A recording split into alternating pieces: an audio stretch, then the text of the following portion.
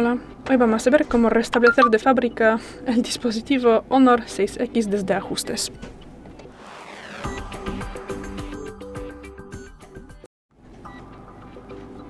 Para esto pasamos a los ajustes, luego tendremos que bajar y buscamos la pestaña Ajustes avanzados.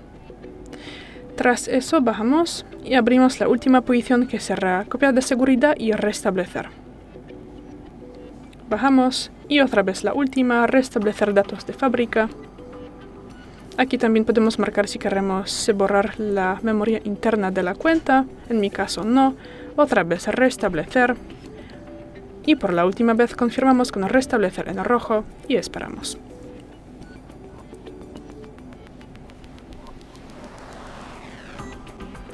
Bueno, y ya es todo.